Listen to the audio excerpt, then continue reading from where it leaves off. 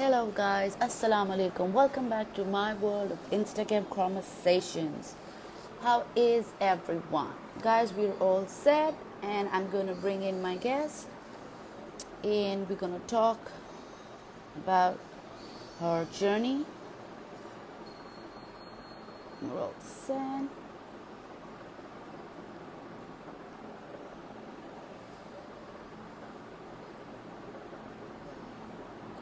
I'm just bringing her on and we will take it from there. Oh, there she is. Hello there.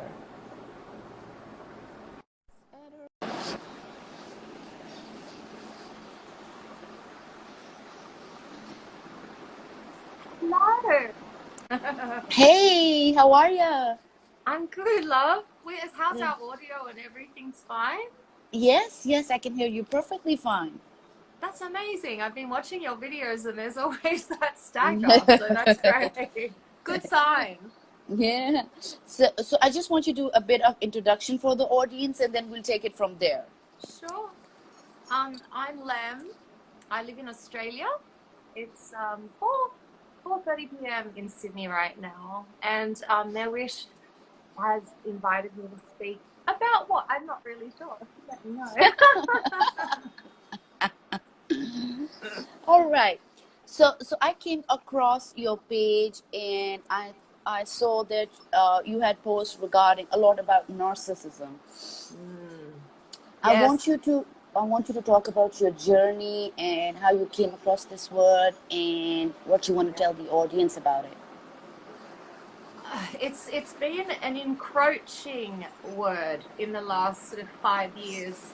I don't think I ever realized until now the levels of different narcissism that have been prevalent in my life up until this time. When I look back now, as I piece together and join together the dots from romantic relationships that were abusive, narcissistically abusive, I can now trace it back really far to pretty much day dot. So I'm learning a lot. Like, I don't know if you've been in one, but the curiosity about the behavior of individuals and the situations that you get yourself into sparks like an intense need to study it, I feel like. So I just poured over YouTubes and Googles and like, what does this mean? And what does that mean?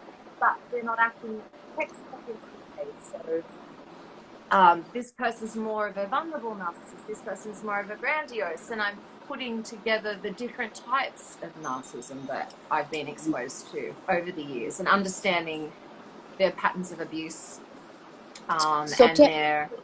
Mhm. You go. So tell me, you said that you came across the word 5 years ago. What struck you to look into this? A breakup, of course. Okay. I Okay. I was I was dating somebody that was a classic grandiose narcissist and attention seeker, someone who had a very overinflated sense of importance and no trouble throwing friends and partners and family under the bus given any opportunity. At the time, I still didn't know what was happening or what their pathology was. He was almost like, okay, let's be fair, that he was a con man and was just looking out for what he could get from vulnerable females that, he'd reached a point in his life where his importance was no longer enough to satiate his need for attention and glamour in his life, because he had once upon a time had a bit of a career, I guess, as a sportsman, which had failed, and he'd just sort of gone through a string of empty relationships in his life and never made any real ground roads to creating a meaningful relationship of his own in life, with having children and settling down and all of that sort of stuff. It was just, if I look back now, because I knew him as an acquaintance for many years, he was constantly searching for supply, searching for supply, searching for supply. And now I realize my friendship was one of those supplies. And I look at the girl before me and the girl that came after me as more supply.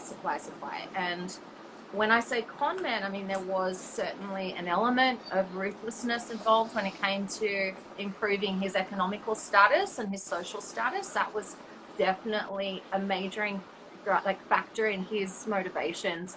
So observing all that, as I have, that was 4 years ago, and it affected me greatly because economically it affected me emotionally, mentally, all of that stuff. Well, he wasn't physically abusive, but definitely emotionally and mentally, you know, the usual drill, just kind of grind you down just so you feel like crap about yourself and you doubt yourself.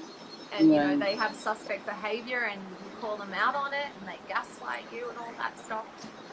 So I went through that experience and I was like, that's it. I'm going to be single now. I'm going to move to the mountains, get out of the city, just really get away from everything and find out who I am and why this is happening, go to therapy, all of that kind of stuff. But lo and behold, 7 months ago, I met someone else. For the first time, someone that I took seriously since that episode. And he had all the traits of an empath and actually claimed to be one. Who knows? Still could be. Possibly very wounded. But over time, his behaviours were very different to the grandiose. Like, he was really humble and sweet and quiet and shy and very, like, classic vulnerable traits, which I didn't even know were a thing at the time. So I was on the lookout. I was on high alert with CPTSD for these grandiose narcissists, like really making sure that I wouldn't fall victim to another one. And then the red flags began in this relationship with someone who had completely different traits. So hence I found out what vulnerable covert narcissism is and how that manifests and how that affects relationship within the abusive spectrum as well. Wow. Fun and games. Wow. That seems to be a long journey for you, huh? Well, But you've learned and grown so much through it, right? You have to, right? It's either sink or swim. I was a quicker study this time around, even though the behavioural patterns were very different from the outset. The red flags, the gaslighting was the same. The never having enough gratification from me, like I could never love this person enough. They never believed that I loved them. Like, it was just, there was not enough that I could give or explain to them to prove myself to them, and to prove my loyalty to them, you know. That's on them. Exactly. You know, but it 100%. You know, I was genuinely in love with this person and willing to go through whatever it would take and all of that stuff, because he had actually been the victim of a grandiose narcissist himself. But I think what the danger is, and something that we've probably experienced if you've been a victim of it for a long time, is that we can often adopt these traits ourselves in order to survive, like mirroring strategies. And that's an area I've noticed in the past when I was very, very wounded and hurt and abused, that I would fight back in that same manner of retaliation. And it's just because you don't know any better. You haven't healed yet. You don't know what a narcissist is yet. You don't understand your own power yet. And it's like, oh, you're just fighting to survive the situation. But because I thought we had that in common. I thought we had that abuse pattern in common, that we could, you know, help each other through that. But no, you cannot help someone through their own journey of healing and understanding and recognize their own abusive patterns and where it all comes from. How did you, the last relationship, which was just 7 months ago, right? How did you come out of it? Was it quicker this time, or did you go more deep into it, or how was your comeback? I went really deep into it on an emotional level, but I also pulled myself out really quickly. Like I said, the behavioural patterns were so different, but the red flags were the same. But something strange has been happening to me since I distanced myself from my old life 4 years ago after that last breakup, and I've put energy into myself and trying to understand these things, is that I've managed to maintain a certain amount of emotional detachment from these situations. Like, I don't get dragged all the way down to feeling ruined and suicidal and betrayed. And I don't go that deep anymore. I've learned to distance myself healthfully, and sort of, it's almost like I'm hovering above the situation, looking down at it, going, wait a minute. He's doing that, you're feeling like this. So a level of detachment, healthy detachment, I would like to hope it's healthy, has helped me to maintain more of an eagle-eyed view of things. Gotcha. So tell me, I spoke to a therapist on my live stream around 3 months ago, and one of the things that I learned was, see, I'm from Pakistan, and it's a male dominant society. So men are just brought up where they're allowed to get away with anything and everything. And this lady, this therapist, she was from UK, and she said, I know you're part of the world very well. I've read about it and all that. And she said, listen, Mevish, you're going to find a lot of narcissist men in your society. Why? Because your structure is like that. A society and structure where men are not held accountable for anything, for that matter. You're just going to find them everywhere. And I was like, oh my gosh. So it's nature and nurture kind of situation. 100%. Culture, nature, and human nature. We all have dark and light sides to us. Right. And So look, please. yeah. So she really opened my eye to it, because you see, I was living in US for 7 years, and I never visited my country. So when I moved back, the way I was approaching my people and looking at my country was totally different from before I left. So I was like, what's going on here? And then I stumbled upon a lot of things, and I started asking people, do you know what narcissists are? And to my surprise, nobody knew that. Nobody knew that. People who I thought were really intellectual, intelligent would know that. But to my shock, they said they didn't know that. And I was left in awe, and I was like, you know what, this needs to be bought up, and I need to spread awareness where people need to know this, because because you see, a lot of women in my country, a couple of my friends I spoke to, were living in a relationship where they were just blaming themselves, and they had nothing to do with it. They're just living with a narcissist, and they couldn't really understand what I was trying to tell them, and they're like, no, you see, no, my mom says that, my dad says that, and I said, no, your mom, dad, you don't even know what you're dealing with. First, you need to educate yourself, and then you need to educate them, because you need to understand you're not wrong. There's nothing wrong with you. So that's what they love to do. That's what gaslighting is all about. Yeah, exactly. So I was like, since then I've just been working on this and trying to educate people really through stories like yourself, survivor stories, so people can see and understand. But one of the things that really shocks me is that it's become so common everywhere, like globally. I feel that. Why do you think like that? My personal view is that in the last, if you just look at who's in power right now, running the world, we're dealing with a culture of grandiose narcissists, which I believe, narcissism, which I believe is left over a little bit from, remember, like the greed is good 80s days, from that Wall Street quote. And throughout the 90s, I remember excessive culture used to be quite popular when I was growing up, late teens, early 20s. It was kind of cool to have the fancy car and the flashy this and the flashy that. And we're all still part of that generation, trying to prove themselves through showing who we are materialistically, and where our status is. And I feel that, this great, lovely green movement that we've had, and this whole simplistic movement, or sabi, all these kind of trends that are coming into well-being and mindfulness are all great kind of parameters that we are starting to take a shift away.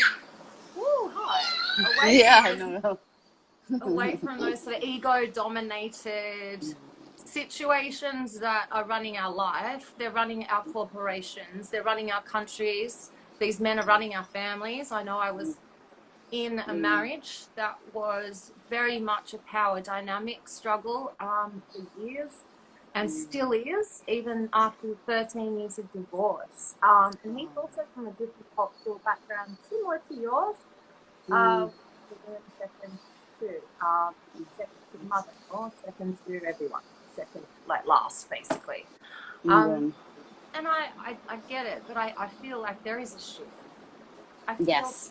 yeah, and I feel Yeah. people are starting to wake up to this crap, because it's highlighted every time you turn on the television and you have Trump saying something. Thank you, Trump. That's true. Yeah, I know, right? Yes, and I Yeah. feel that, like you said, I feel that where you speak to everybody, you're like, oh, you know a narcissist, kind of thing. There is this huge, massive awakening that's I happening for think so. people, because there's so much there. When I'm on Instagram, I see that people are really awakening, where they're becoming more self-conscious about what they're taking in, whether it's through social media, whether it's through television, whether it's through interaction, and Yeah. where they're actually understanding that how it's affecting them at any level, whether it's emotional, whether it's in their daily life. Because I think what I highlighted, I made a map, a mind map kind of thing, where Yeah. I wrote in the center was abuse, and why it's become so common and why it's happening. And some of the points that I did realize was social conditioning, and how we conditioned from the day we come in this world, you see. And I think that media plays such a big role Yeah. in defining who we're going to become. And I did share my Yeah. story where I was young growing up, that the Disney princess played such a big role in my life, and how the Prince Oh, Charming's gonna be, and all that crap, Walt Disney has a lot to answer for when it Yeah, comes to I romantic relationships. That's one of my yeah. favorite quotes. It's so funny you say that. I'm always like, Yeah, blame okay. Disney. Yeah. Yeah, so I think that people now, like you and me, we become so self-aware of these things that we know where we can sit with the kids, and we can actually tell them, you need to be more self-aware of what you're watching and what you're taking in. So the impact for them would be different for us. And I think, like you said before as well, I think it's gonna be, after this virus is gonna go, I think we see a new world, Yeah. Yeah. I'm with a you new on that. generation. I'm 100% with you on that. And I think it's like having had to spend time at home alone together, I think has probably broken a lot of families up, because for us, I mean, it definitely did, because the secrets Yes. all came out. You can't hide and go and have secret conversations with the woman you're having an affair with or whatever. Like, and I think a lot of that's been highlighted. And yes, there's been probably a lot of destruction behind that, but what will come out of that is growth. What will come out of that is healing and growth, and people learning to understand each other better, and learning about what's important to each other, talking about through COVID, right? Mm-hmm. What I want out of it, what was not acceptable, and also from my life and from myself, where are my standards, where are my boundaries, and what kind of industry do I want to be working in, that I can feel I'm completely representing myself, that doesn't that's not feeding me from the feed. That sort of that social media platform, in general, that compounds this insecurity that we have as women within ourselves.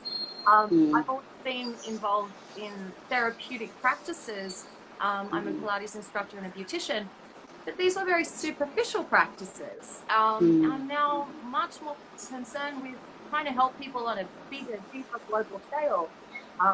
So it inspired me to go into study as well as my relationship and studying cluster B personality as well. Great, great. So tell me, since you're from Australia, what kind of support system did you get when you were suffering through this To be honest, relationship?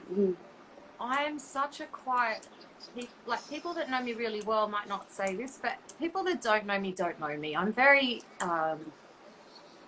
introverted in my true nature, so I didn't talk to anyone about it. And if I sensed any rejection of my plight, or if I preempted thought that I wouldn't be heard, because that person's voice was louder than mine. I just didn't even look for it. So, I mean, I was inspired by my son. I have a beautiful teenage boy, and he was devastated by that breakup 4 years ago, so to the point I ended up having to send him away to go to boarding school because he just lacked motivation to do anything anymore. And when I saw what it did to him was when I got, like, you know, the chutzpah, the balls to finally into therapy, because I owed it to him to not fall apart and to not do it again, to never have anyone like that around us again. And also to be the best mother I could be.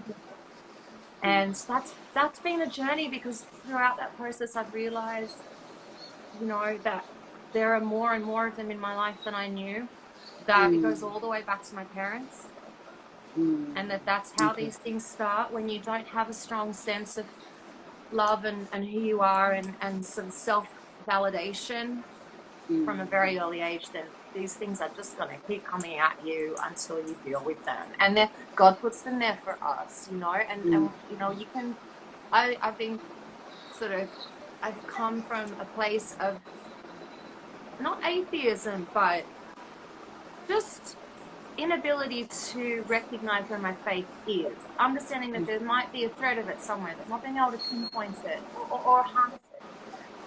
Through having to go through this, realizing that all these years I've been intellectualizing my abuse is one thing. Yeah, I can intellectualize it and I can come at it from these different angles and understand why things have happened to me and why I'm doing certain things. But until you learn to accept that there's a bigger role that the universe has to play in all of this, you're not going to really get better. You're not going to make better choices unless you give up some of that responsibility that you're loading into God or to the universe or to Spirit or whomever. And I feel that maybe we're coming around to that as a collective, hopefully. Whichever faith you decide to go and walk down, I feel it's a big part of anybody's healing journey. It's a big part of a 12-step program. Like a 12-step program, that classic program that was there for alcoholics, that could be used across all natures of addiction. And I feel that until you get to that place where you kind of throw your hands up and, you know, you're like, God, help me.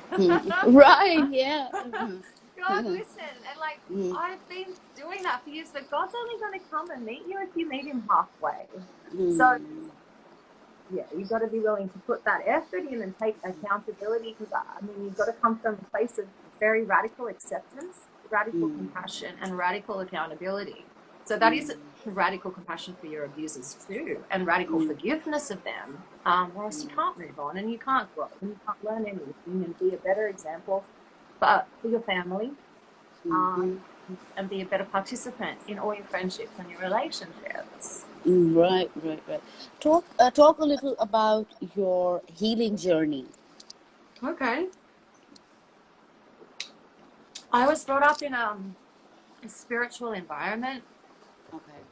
like an alternative spiritual environment, which I rejected on the grounds that there were quite abusive, toxic people in that environment growing up. So I'm an extremist. I'll be like, oh, all or nothing. So I just was like, no, I don't want anything to do with that. And I didn't look to that for stability within myself for a very long time. I was also born empathic, so I was always made to feel guilty of being different to everybody else. And I had this heightened sense that I had to cover it up with either exterior or just by hiding away, or by just like making myself really regular and really normal. So I was already super sensitive as a child and picking up frequencies of other people's energies and other people's feelings. I remember immense trauma being with my mother because of the pain that I was always being subjected to. She was abusive also, and she had a lot of her own troubles, and you know, she was narcissistic too. The victim one, more in a histrionic borderline personality, and I just was buffeted from that to my father, who was more on a sociopathic level. Oh my God. Oh yeah, it was fun day. So between the two of them, this little sensitive child ricocheting backwards and forwards, trying to figure out where she stands, who's going to look after her, who's going to help her. And there wasn't anyone. So I learnt to look after myself and just. Are you the only child? Thank God. Right. Oh, thank you. Yeah. So thankfully there's that. But I think that's the healing thing. Really, I tried and started many times. I was married early in my early 20s, had a son in my early 20s, and had a good life for a little while. But in that space, I was always kind of attracted to, I don't know, detox therapies and meditation camps and those sorts of things, but they were very surface level until you're really like kind of hit rock bottom and you've experienced enough abuse to finally say, I can't do this one more time, I'm going to die. I don't think until you get to that level or that point or that ability of understanding your abuse, as I said, I've intellectualized it over the years, until you're willing to say, you know what, this comes from a deep, deep place within myself. Somewhere deep, deep down is a part of me I don't want to meet, that I'm scared to face.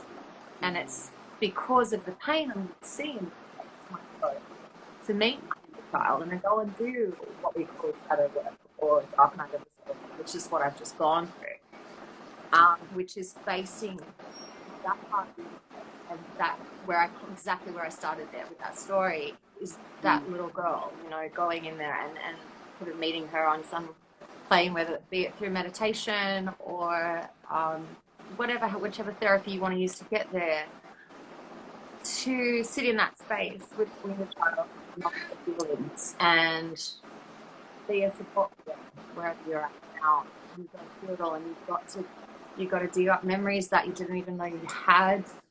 It's hard work, and you'll have a breakthrough one day, and then the next few days you could just be pinned in bed by a deep weight. But every day you do that and you commit to it and you understand that there are steps forward, steps back every day, you're getting somewhere every day, and it's worth it, and it hurts and it's painful, and you can't really do it with anyone else around you. I've been in isolation for 3 months since my partner and I broke up, and I've devoted myself to this. I didn't know what any of it was 3 months ago, but I started down this path of trying to understand his behavior, and then actually realizing that I was understanding my own too, and that codependency, which is what I've been conditioned by from my childhood through every single relationship since, is that I want to heal and I want to save and I want to rescue. I've been impacted with the underdog. We've got this amount of great compassion, but we tend to give it to everyone but ourselves when we're wounded. So true, so true. Yeah. I just want to say before we continue that you're amazing. You're so strong to come out. You've been through so much since childhood, and look at you. You're shining like a star. Thank you so much. You're doing what, so many people would just give up on themselves. It's so hard. Don't give up, though. Yeah. It's the hardest thing I've ever done, and I'm not finished. I'll probably never be finished. I feel so proud listening to your journey. I want to give you a virtual hug right now. And, yay! And I feel what you're saying makes so much sense. Even in general, not dealing with the narcissist, I felt that when my awakening happened, and like you said, I met myself alone, and I was like, what's the problem with me? Because I live my life defining, nobody understands me. Yeah. And one day I was like, why is that? There has to be something wrong with me, that people don't understand me, or is the way I'm approaching them that they don't understand me. And it's been a journey, because I've learned so many things about myself where, like you said, there were things that you didn't want to know about yourself or admit that you had those issues, and it was just easy to blame on the outside to the Yeah. society or the this or this experience, all that, you see, all that is right on one side, but that's just one side It's of the one story. side. You need Yeah. to say, you need to see, that's what I'm trying to work on right now, and I'm not even there yet, is that when somebody says something that is offensive, Yeah. why do I go in that defense mode and say, oh no, you are, you attack the person? Why you do that? It's something you need to Defensive. stop. It's Yeah. our defense. It's our defense mechanism. So Yeah. you need, I think I tell myself, no, you need to stop and take that from that person, as if you're really trying to understand what they're coming from and why they're saying that. and Beautiful. and Yeah. you don't need to react to it. You could Yeah. just take the feedback and agree or disagree respectfully, or just not say anything. Why attack the person? You'll get And there. I know, right? Yeah. It's so much more peaceful It, when you try yes. it. Just try it one Mm-hmm. time and you go, Mm, that's what I mean by when I detach myself. Like the things that were said and done to me over the last 6 months are horrific. I won't even go into them. But mm, in order for me to be able to detach from that, the things that the abuse I was being copying, like it was indescribable. But and I was amazed by my ability to just sit back and observe it all. And you should give it a try because it is yes. such an empowering feeling. It is because you're not in that panic mode situation where Yeah. everyone is saying something and you're like whoa and whoa and you're just freaking, And you know that. you look like an emotionally reactive crazy person then, Yes, yes. which just makes the narcissist happy. This, Because I'm not even talking about narcissists, I'm just talking about like general in people, even in general, general also, well, and people are these, narcissistic anyway. So those people yes. you're having, yeah, if they're uh, combative, they've got a mm, narcissistic bone to pick with you because we all mm, have that's it. narcissistic traits. Yes, yes, But yes. some a little bit healthy. That Yeah. these people that want to fight with you, that want to challenge you, that want to be disagreeable, they're Mm, doing it for because they're bored, or because they don't know any better, and they've got that kind of personality and that kind of nature. When you yes, step away from that and you don't meet them in that space, it's amazing the power it that it gives is. you to be quiet. Mm-hmm. Mm-hmm. See, you learn it because then you're like, when somebody's saying something and you're not giving them the reaction, Yeah. they're getting a very clear message, and you yourself Yes. are teaching your body and yourself Yeah. is that I choose myself, and I'm not going to give my environment what they're asking because I'm control of myself, so I choose Thank peace. you. Yeah. I love it. I love it. Yeah. And That that's sounds what I, great.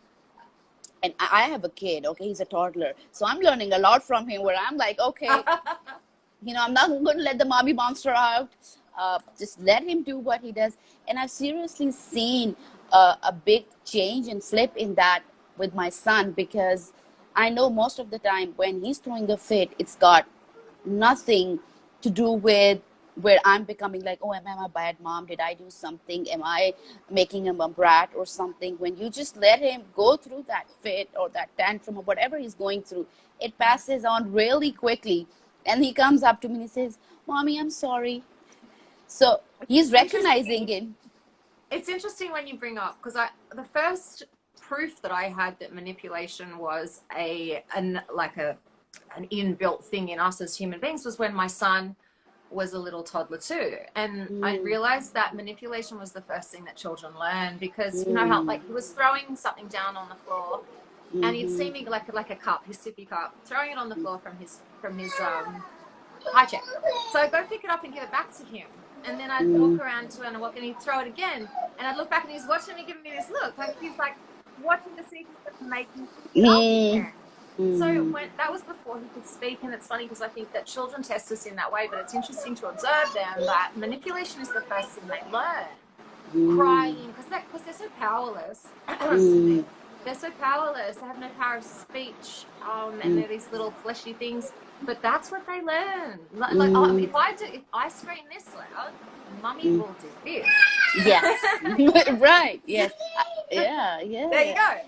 There we Case go. in point. So, yes, he's my learning experience. There we go. Yeah. Yeah. They say parenting is not taught, you learn parenting through becoming a parent.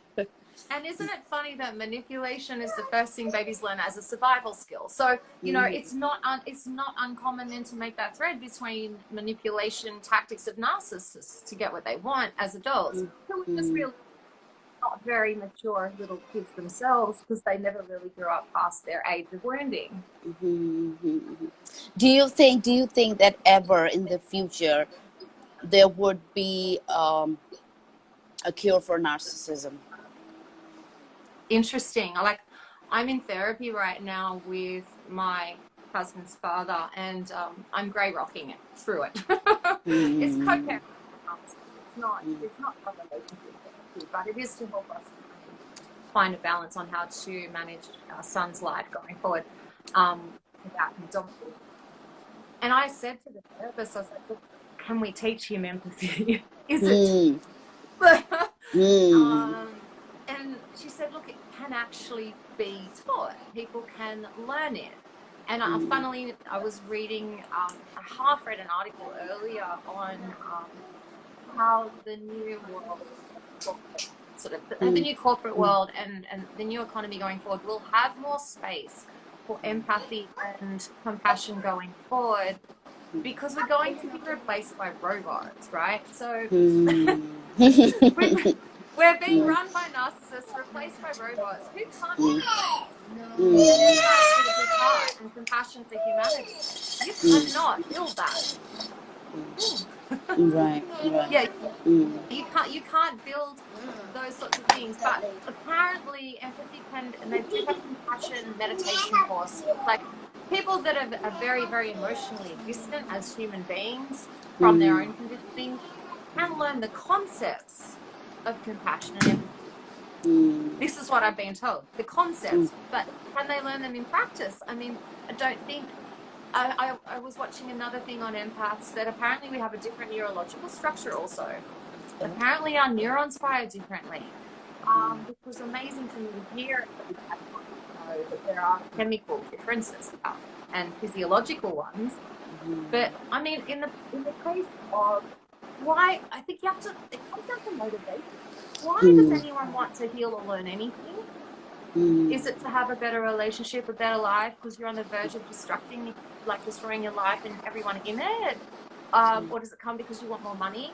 Like, we really need to come down to what are people's motivations, and then I guess that determines how far they're going to go to modify their behaviors and learn something new. It's just talking like you're awakening, so it works both ways. So just like the person who's abused has the awakening and wants to walk away, the abuser also needs to realize that he's abusing and needs to correct themselves, right?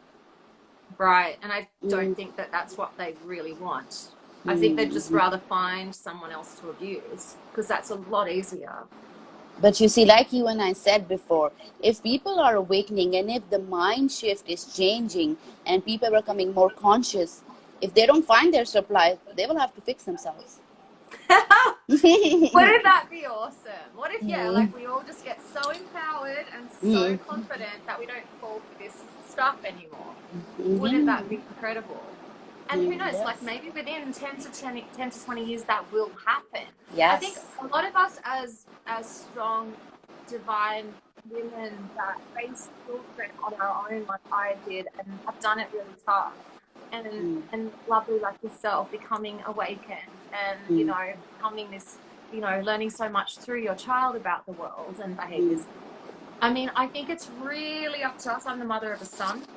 It's really up to us to teach our men how to teach us, how to treat us, and however that may be, whether it's from departing ourselves from abusive behaviors, keeping them away from our children's eyes and away from their awareness, so that they understand that's not how, like they see somebody hurt mummy. They're probably going to grow up wounded from that, but not really learn from it. Just maybe hate, or like, you know, hate circumstances that they associate with that, rather than actually taking that in and growing from it. So it's really up to us to teach our men how to treat us. So yes, you have to walk away.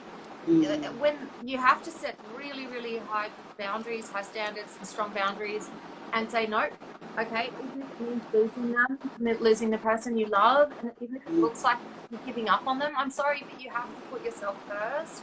And maybe when they see that enough times, maybe not with you, but maybe with another two relationships down the track when they're getting a bit older, maybe they'll learn.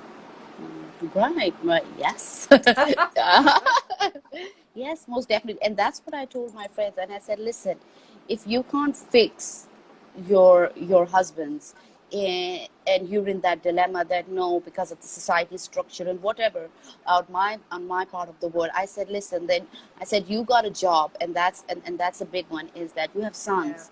You got to raise better yeah, sons. You got to that's give back the culture a better tomorrow. And that's something you just need to hold on to and say, okay, I messed up, I can't walk away, but I'm going to teach it. my sons, and I'm going to bring up my sons in a better way, where they women in their time don't have to go through that.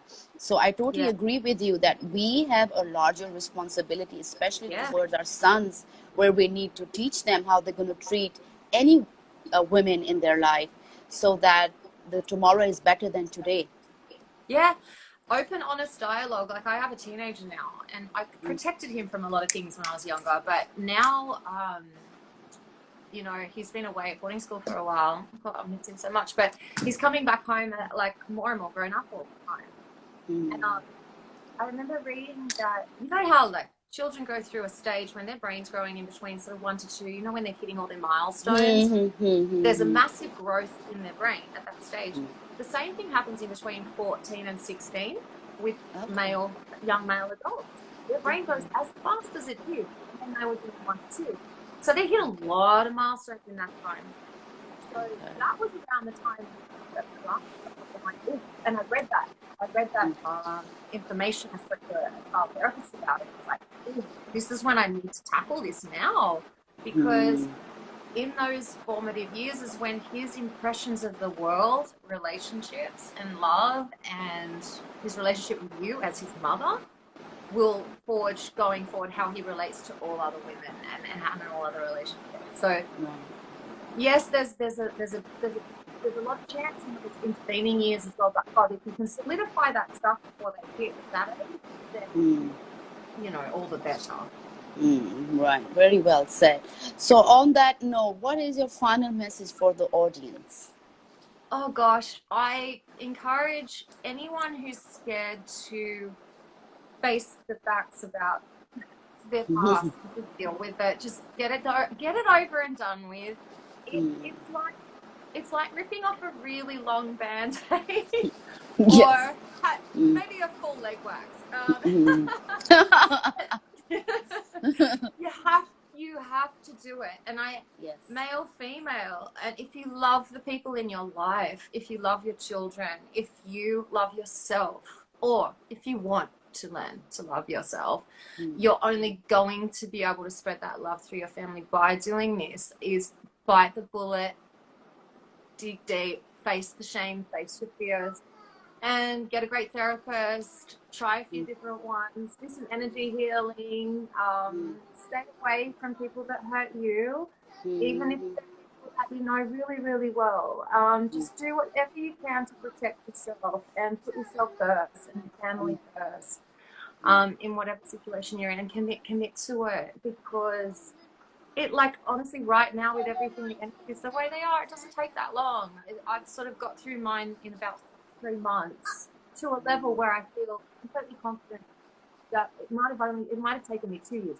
I feel that this is a time that we can get through this stuff and move forward as a collective, with the aim to heal and be stronger and spread the word of good, and the word of love. Mm, right. Well said. And I totally agree with you. And like you said, if you learn to love yourself, everything is automatically going to change. Your relationships with people, especially your loved ones, 100%.